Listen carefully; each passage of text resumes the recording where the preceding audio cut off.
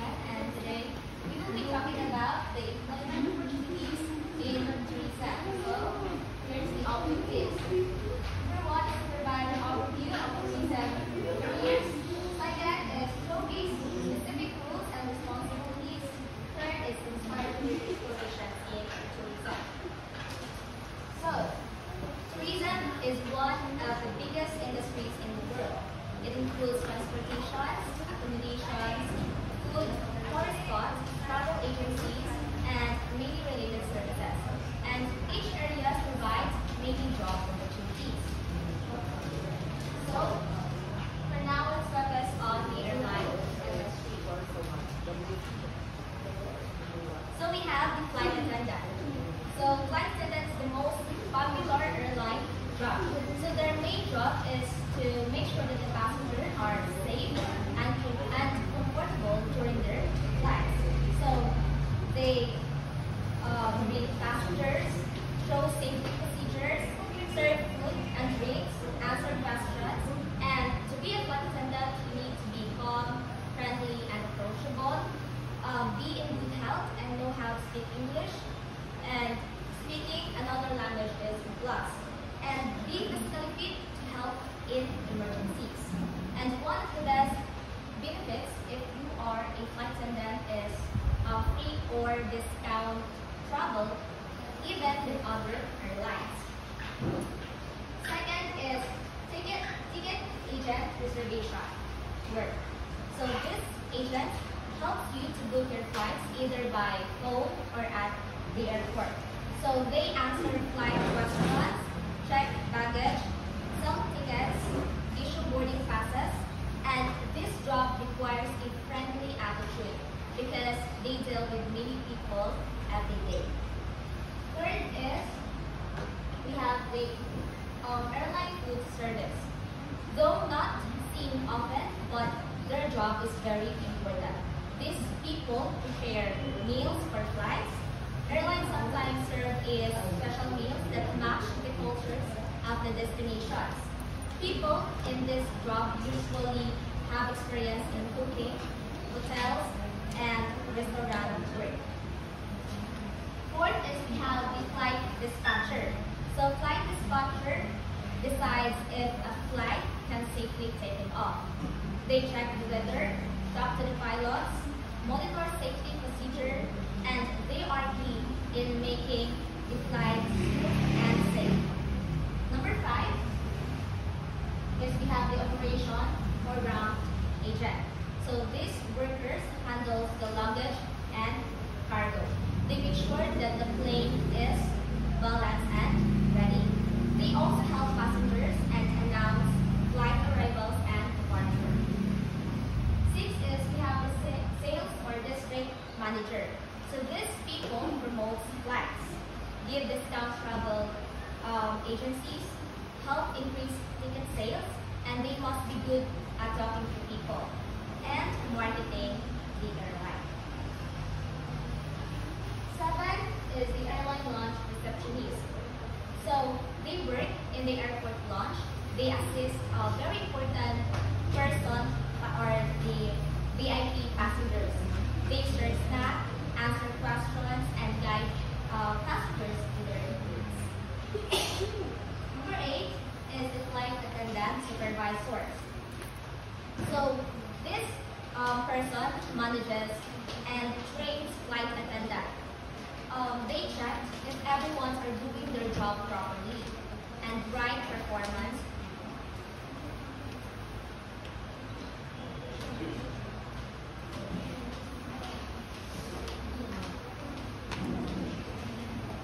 And next, talk about the ground flight attendant. So ang ground flight attendant mix up siya kung ng job sa kung like Nadia ang flight attendant sa din ang mga ramp agents. So ang flight attendant as what Miss Aquino said earlier na sila ang mag-ensure sa safety sa mga passengers and then sila ang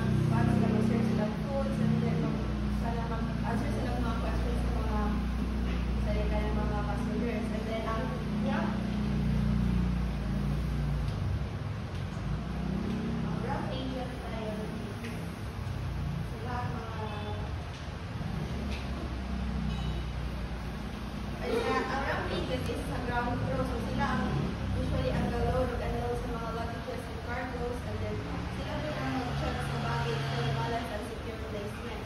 The next one is cruise scheduler at cruise scheduler. So ang cruise scheduler ay sila ang responsible for creating and maintaining the flight schedule of the pilot. The next one na lang is flight crew. I-differentiate na lang nato largo o unsa ang cruise scheduler o ang flight crew time works. Ang cruise scheduler kay sila ang mag-maintain sa flight, like sila ang maglatag unsa ang mga flight attendants sa mga pilots na mga available anak mga kuan. Then ang flight and then ang flight crew time clerks sila ang mag-check kung how long na nag-work ang mga pilots o ang mga flight attendants. So ang next one is flight reservation managers. Flight reservation managers they oversee reservation department of the airline, travel agency or airport. So yan sila mag-supervise o mag-lead sa team for reservation agents. Then sila po mag-oversee sa flight booking processes, ensuring accurate and timely reservation. Next one is gate agents. So ang gate agents is airline gate agents are customer service professional who works at the boarding gate in the airport. Ganipod sila, ang gate agents, ato na lang po differentiate lang mo kay connected naman po sila. Pero mas masabtan na lang po ng gate agent o ang kaning ground host o hostess. So, ang ground host, kay more sila ang general assistants, like, diha din sila sa airport. Then, ang ground host ay hostess o passenger service representative dito. So, ang gate agents, dahil siya. Ang gate agents kay sila ang responsible for managing onboarding processes and ensuring smooth transition for passengers before flight and departure. So, sila mag-greet sa mga passengers at the gate, sila mag-assist, padulong sa ilang kuan, silang cabin o mag-kuan sa ilang mga questions and inquiries sa mga passengers. Sila po ang mag-announce ng anong boarding times, and then if may mga delays or mga gate mga changes. And then the next one is the gate service supervisor. So ang gate service supervisor is sila ang supervisor, sila ka-supervise sa kanina mga gate agents. Like sila ay they have a leadership role in airport operations. They oversee the gate area and ensuring that flight departures smoothly and on time. They manage gate agents, coordinate with other departments, and handle customer service issues at the gate. The next one is the ground host and hostess. Kani sila duha na ito dito kay more connected sila. So, as what I have said earlier, ang ground host and hostess is sila ang mga general assistants within the airport, while ang passenger service representative, sila ang nag-focus na mag-assist sa mga passengers sa various points of the travel processes, especially sa ilang mga ticketing, sa ilang check-in, o ilang mga flight information. So sila mag-check sa mga check-in na reservation, and then ang mga flight-related na mga inquiries. Kana ang trabaho sa passenger service representative. Ang ground host is sila ang pag-provide sa general assistance.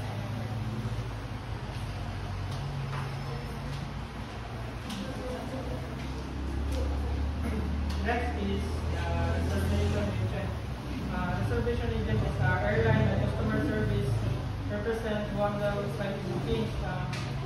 The point is sila ang kabuk o manage sa flight reservation, providing flight information and schedules, handling changes and cancellation. Next is the senior reservation agent.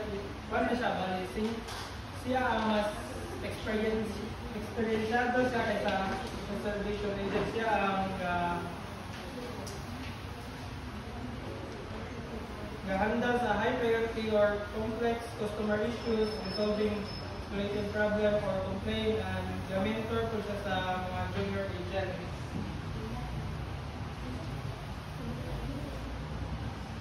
Next is airport attendant. Ang airport attendant is, ang kalainan nila sa flight attendant is, ang airport attendant, para sila sa airport, tapos ang flight attendant is nakasampa na sa aeroplano. Ang airport attendant is checking the passengers and issue boarding passes, handling baggage claim issue.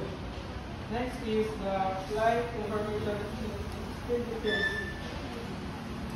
Monitoring and updating flight schedules and status, communicating flight information to passengers and airport staff, coordinating with operation teams to resolve flight disruption. Next is the airport manager. Airport manager in airline is airline responsible for overseeing airline operation at an airport, managing airline staff and operation at the airport, improving and efficient customer satisfaction and managing budget and resources. Next is station manager. Ang station manager is ang yan ang gina-manage ang station na niya unlike sa airport manager is whole airport ang yan gina-manage.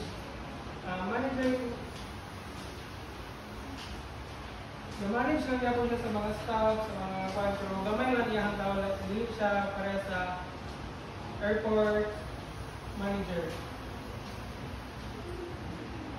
Next is chief airport guides. Chief airport guides is overseeing airport operation and customer service, ensuring complying with airline policies and procedures, and resolving complex customer complaint issues. Next is the traffic agent, responsible of managing the flows of passengers, cargoes, and baggage through airports, coordinating with flights, schedules, passengers, and manifesting cargo loads, managing flights regularly, such as delay or cancellation.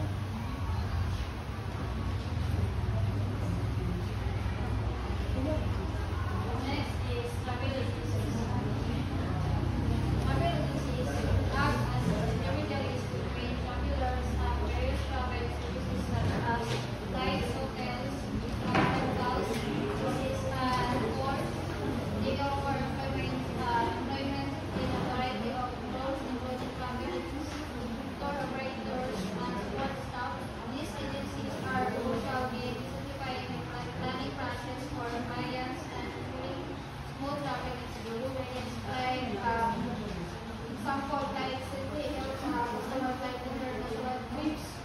So sila ang kabook of flights, nag-create po sila itineraries or find guided tours for their preferences.